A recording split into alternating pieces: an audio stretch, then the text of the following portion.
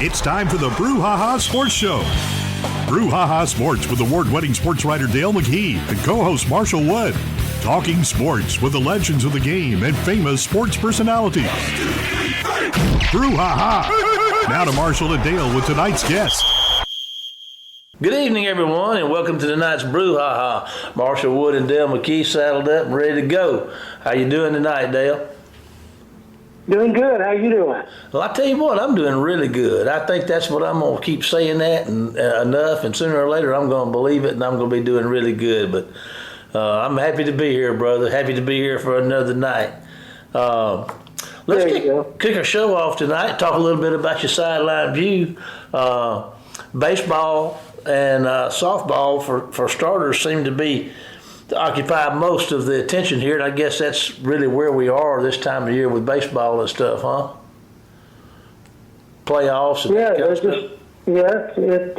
It seems to be the state championships are either being completed or starting up this week in Pearl. They start tomorrow in Pearl. Yeah. With the Mississippi High School, and then the softball ended last week in Hattiesburg, and so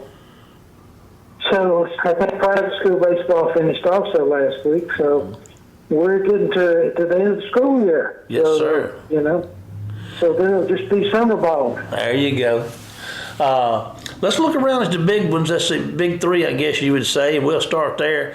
Mississippi State. What are you thinking about the Bulldogs and where they're sitting right now? Dale, let's see. It sits here. They're 36-19, 17-13.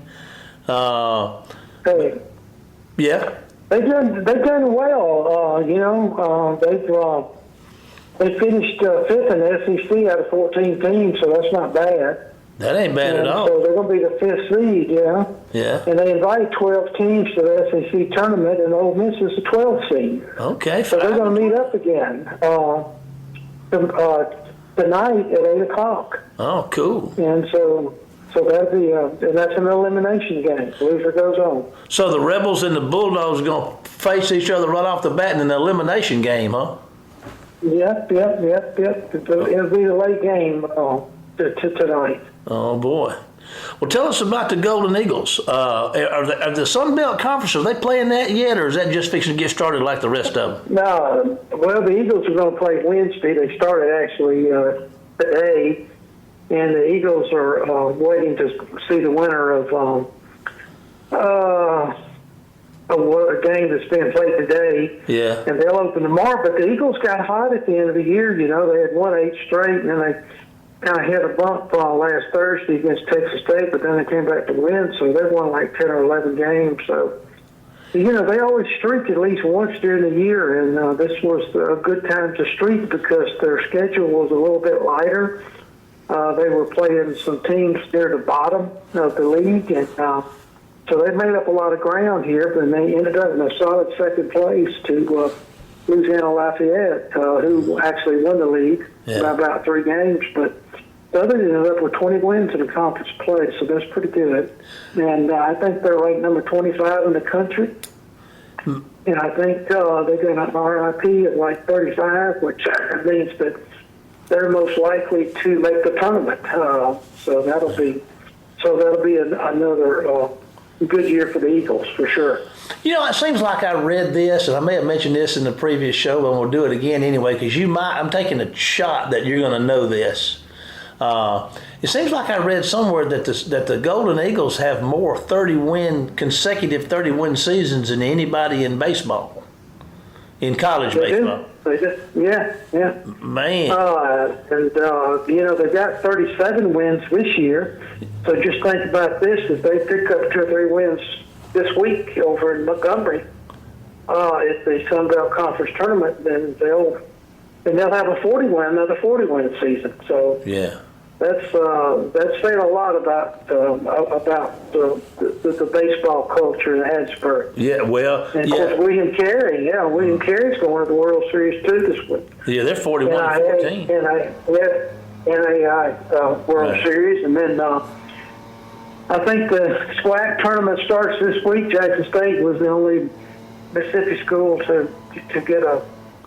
I guess they're seeded 4th, and they only take 8 teams. So Alcorn and Valley didn't make the cut, so Jackson State was going to start their play tomorrow too over, and they're going to play in Atlanta. So it's just baseball is pretty good in Mississippi these days. It really is. And it's not just gotten that way, really, Dale. You know better than I do, but I mean, from top to bottom, from big and little, they all play good baseball here in Mississippi. I tell you what, Dale, let's take a break. Tell us before we go to our commercial break tonight. Tell us who you got lined up for us tonight. Well, we got an All-American sportscaster up there from TOK, Lindsay Hall. Okay. He says he doesn't keep up with sports, but he sure does. He's an ex-sports commentator up there. A lot of people in Waynesboro area know Lindsay and the great job he did when he was doing sports at TOK. Yeah. And now he's moved over to the news side, but he still keeps up with it. And he has great knowledge and he goes back so far too, right. As far as what he's seen over the years. So he's got some great opinions. So you're saying he's about the same age as us? He's been around a while. Well, he's probably now he looks a lot younger than us. Oh, sure. okay. Okay. Yeah, he does. Okay. He does. All right. There you go. Well, listen, let's take a break. Dale and I are going to take a commercial break, and we'll hear from our sponsor, and we'll be back after this break with tonight's guest, Lindsay Hall, right after this commercial break. Phillips Building Supply in Laurel, your hometown building supply store since 1954. We are locally owned and pride ourselves on helping our customers find exactly what they need. From foundations to roofs to doors and windows, Phillips has it. For tools, hardware, lumber, and plywood, visit Phillips Building Supply. Welcome to the show, Lindsay Hall from Meridian's WTOK TV. Lindsay, how are you doing today? Hey guys, man, doing fantastic. Thank you for having me. Well, you were an expert for so many years in the field of sports. We just have to pick your brain from time to time. But first, before we get into any of that, I would like you to talk about your fundraiser golf tournament that you're in the process of putting together. Well, thank you, Dale. I really appreciate the opportunity, and we're only now a little over 2 weeks away. We'll be 2 weeks from this coming Thursday, June the 6th. It's called the Steve Hall Memorial Golf Classic. It is June the 6th, and for those of you who don't remember, may not know who Steve Hall was, Dale, you and I go back far enough, that he was a basketball coach. He started as his career at West Lauderdale High School and went on to be a head coach at East Mississippi Community College in Scuba, and they had a golf tournament up at the Dancing Rabbit. This is 23. Well, it happened right after 9/11. We were playing golf, Steve and I, and a couple of radio personalities here in Meridian, and he actually died suddenly of a heart attack on the golf course itself. He was only 39 years old. And we had a couple of children, and I had a long-standing golf tournament for coaches here that we had done in Meridian, just kind of a fun thing, an outing that we had every summer before football season, and it had been going on for about 10 years. And so after Steve died, we just kind of renamed the tournament in honor of Steve, and we set up a scholarship for his two children at the time, Trex and Bailey, and that was 20 some odd years ago. And this will be our 20th anniversary of the tournament. We had to skip 2 years for COVID, and this is year number 20, and it's evolved a lot, and we just encourage a lot of folks to come out and play. It's just a fun tournament. We have a whole lot of fun. A lot of coaches from the area play, and we have people coming in from 3, 4, 5 states, and it's just a fun event. It's June the 6th at the Dancing Rabbit Golf Club up at the Pearl River Resort. Well, listen, how would somebody that maybe wanted to put a team together or just an individual, how would they go ahead and register for the Steve Hull Golf Classic? Well, Well, we've made it pretty easy. I kind of joke, Dale, about it this year. For the first time ever, we have a really nice website. I joke it's taken us 20-some-odd years to get into the 21st century, but we do have a website. It makes it very, very easy. Folks can go. The website is Charity Golf Today. And that's all they got to do. And once they get on that, they just type in Steve Hall Classic, and it takes you right to a website that's got just everything on it in the world. You can register. You can check out corporate-type sponsorships. You can donate. You can do anything in the world right there on the website. We've actually made it easier, too. We've kind of run things the old-fashioned way where you had to come and write a check, which we still do. The day of the tournament, folks can come and write a check if they want to, pay cash. But now, now that we're in modern times, we've set it up to where folks can pay with any kind of credit card, any kind of cash app, PayPal, Venmo, you name it. You can go right there on the website and do it securely. And a lot of people are taking advantage of that. So you can go to CharityGolfToday.com and Steve Hall Classic, or you can give me a call. Don't mind giving out my personal cell phone number at all. You can give me a call at WTOK. That number is 601-616-0860. 601-616-0860, or they can call me at WTOK TV. I'm not too hard to find. There you go. Listen, we of course there's a lot of spring sports going on. It seems like baseball, softball, tennis. The colleges are all over it, and of course, want to congratulate William Carey last week for winning their little regional. So they're going to go to the World Series again, and so but. And let's talk a little football for just a minute. Let's reflect. Hey, back. by the way, the president of William Carey is from Marine, Mississippi. Oh, really? Okay. Just throw out a quick note there. Yeah, it sure is. Okay. Well, what I was going to tell you is that let's talk a little bit about football. Last season and this season. Did you think Mississippi State and Ole Miss lived up to their expectations last year? Well, Mississippi State did not. But, of course, how do you transition from the death of a head football coach? And, I think they were set up, last year. And if you'd followed the career of Mike Leach, his third year at places were always successful, I believe. And when he was at Texas Tech, he took over a program that was horrible. I think in his third year, I think I've got to go back and look. I think his third year at Texas Tech, Cotton Bowl, very, very good. I think third year at Washington State, Rose Bowl successful. I think he was set up at Mississippi State to have a big year, but you never expect what would happen, and things just kind of collapsed. So, I just know Mississippi State didn't live up to it, but most things got to give them a pass a little bit, but we'll see what happens with the new coach coming in there.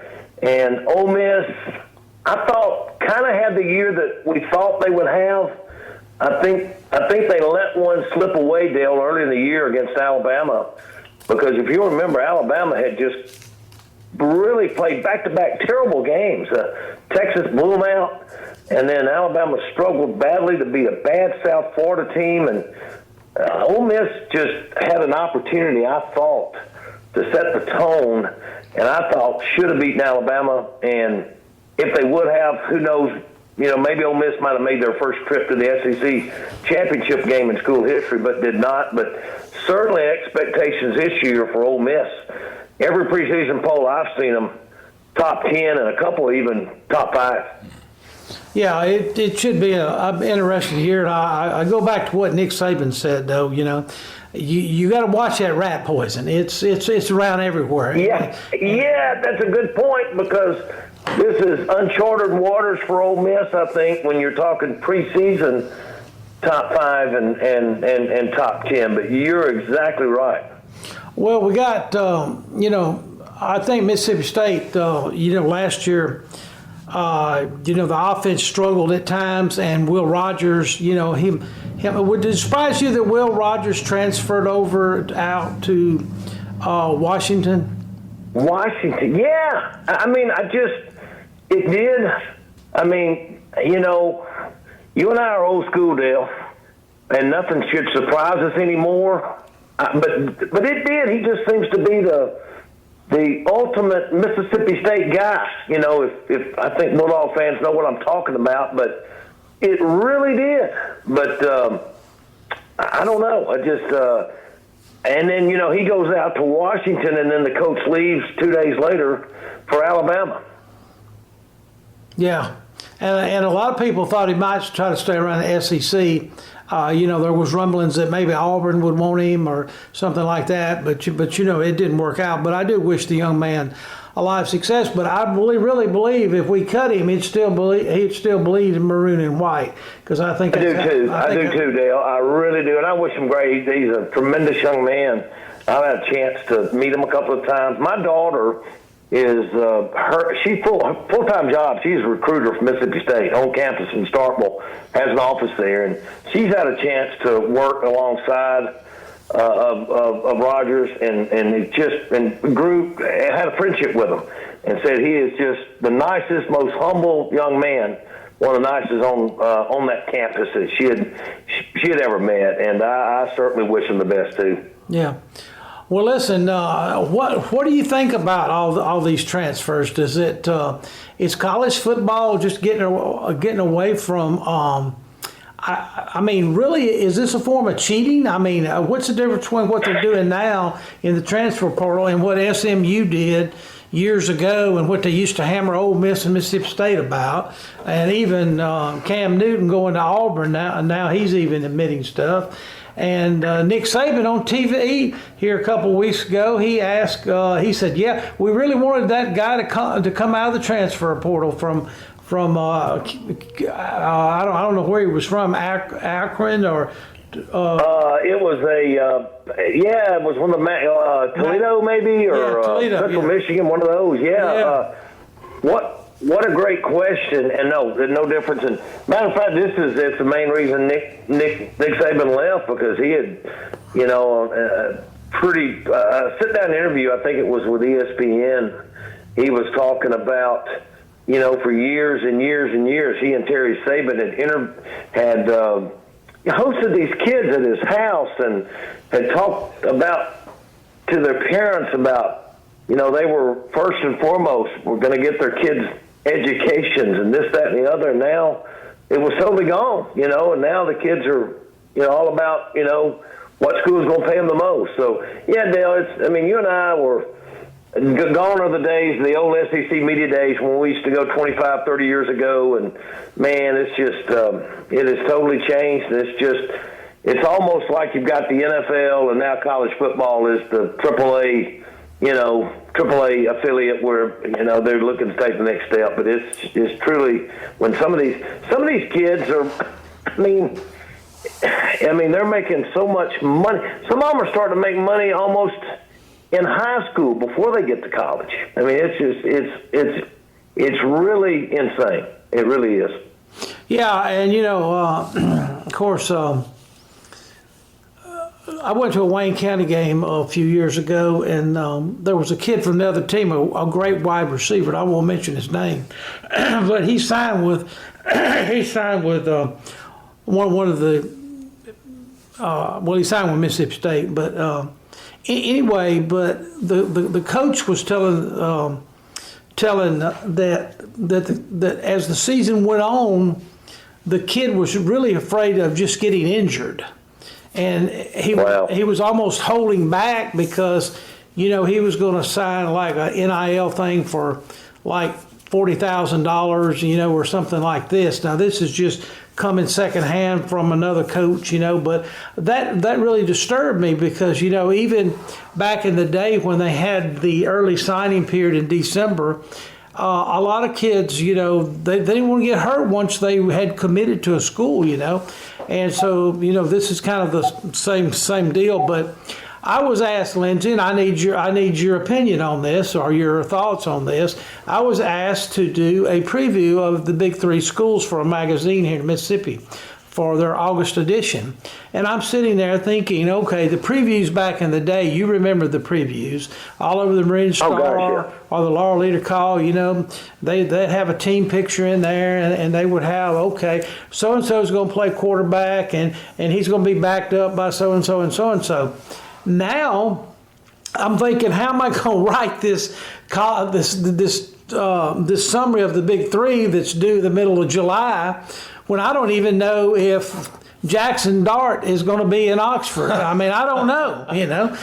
Is somebody going to come and grab him before the June 30th deadline or everywhere it is? So it's just making everybody's job just a little bit, different than what it was. I don't know if you agree with that kind of stuff, and I don't know what the TV's kind of live in the moment, but you put something on your website and it could be obsolete the next day. You almost have to take it down.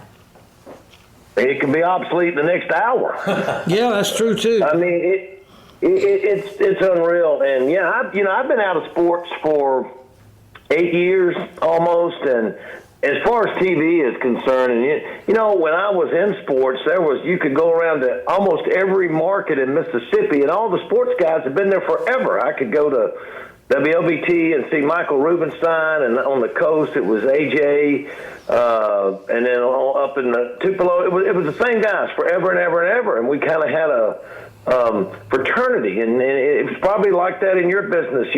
The Rick Clevelands and the people like that you see forever, and and now I think I was the last of the dying breed, and I got out 8 years ago, and I know on our side of the TV, it's covering sports is a young man's game. I can tell you that now, because it's just not just the NIL technology and all this stuff. Hey, I did though. I was 2 days ago. I was up in Kemper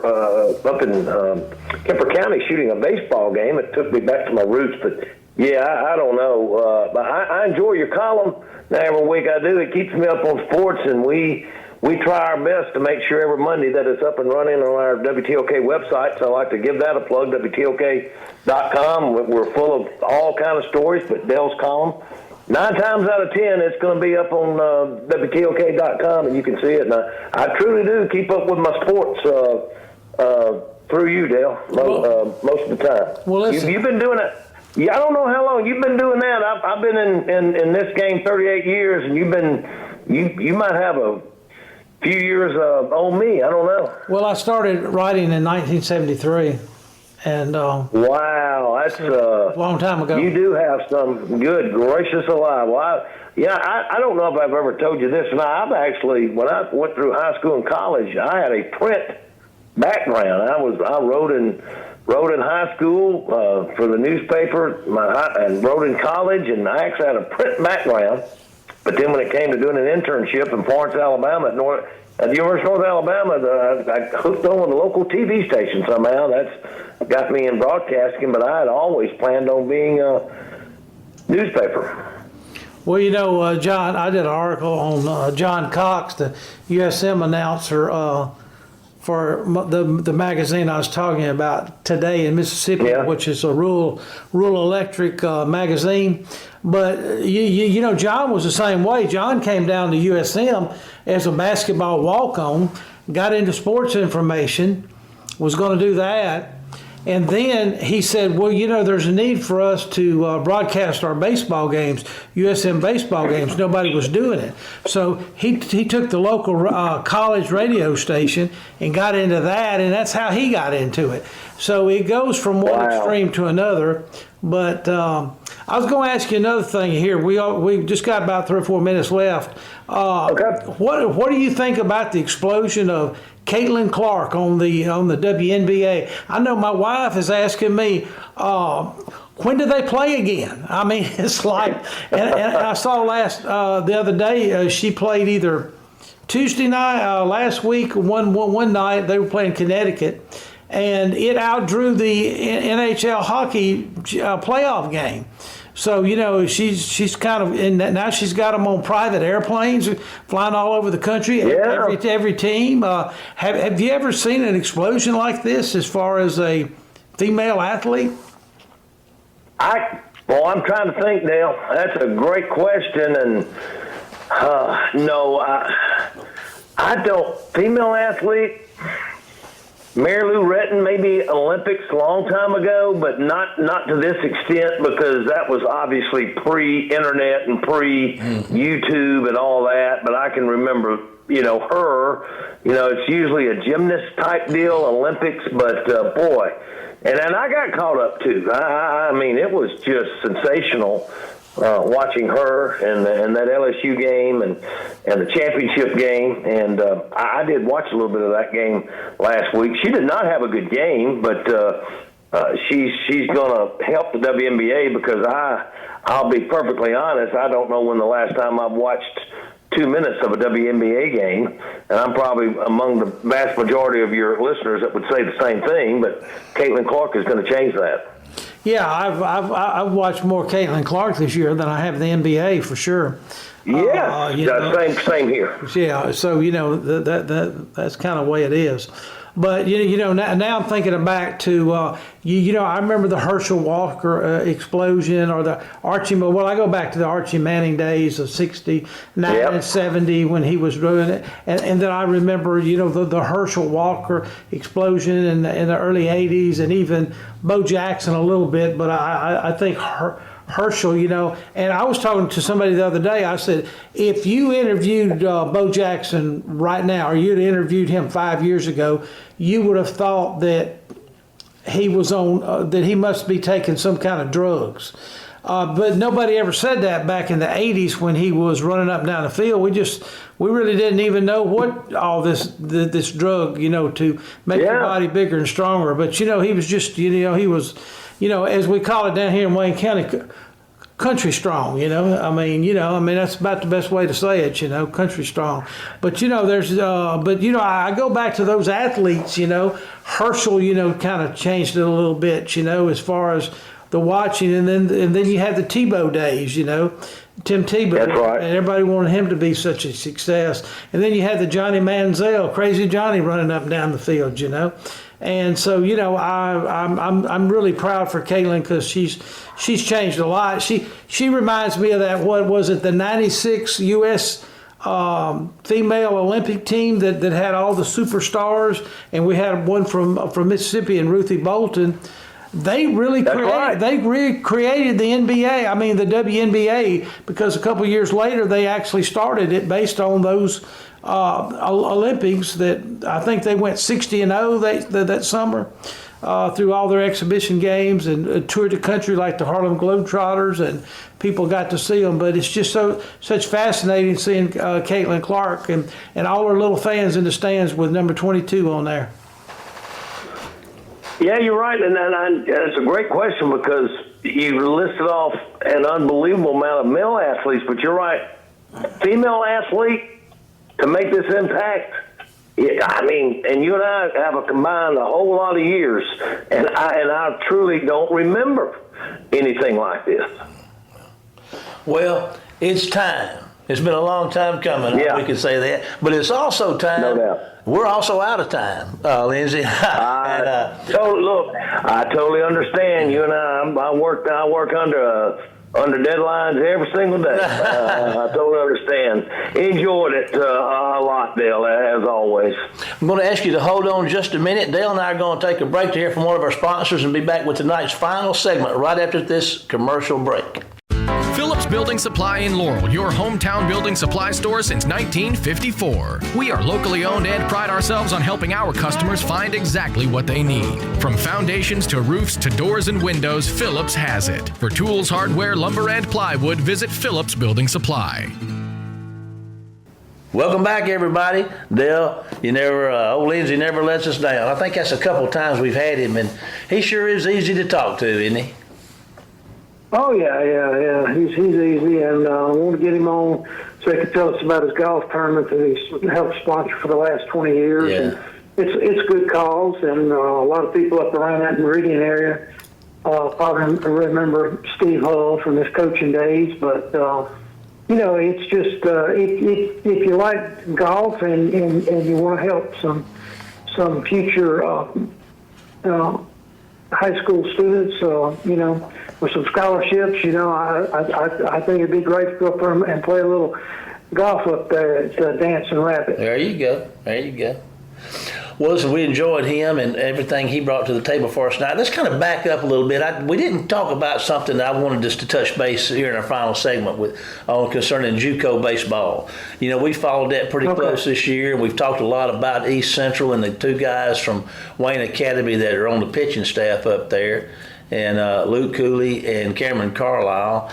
And, East Central has been ranked. They started off, I think, ranked number 1. They lost a game or two, and they went down. But they've been number 1 most of the season. Now, their tournament's over. They did not win their tournament. I guess that's the JUCO D2 Region 23. They didn't win it. LSU Eunice won it. LSU's got a 51-7 record. But the thing about East Central, when we're considering the prospects for going on to their series, you know, you're looking at, I think they take 8 teams, 5 the winners and 2 at-large. Is that the way that works, Dale? I'm not really sure about how they select them. I know they've got 2 slots open for at-large teams. Okay. And so I would think that, I think they're going to announce it later this week. I've heard Thursday, and it might be released before that. Yeah. But it's not. We don't have it now, but there's a good chance that East Central will get invited because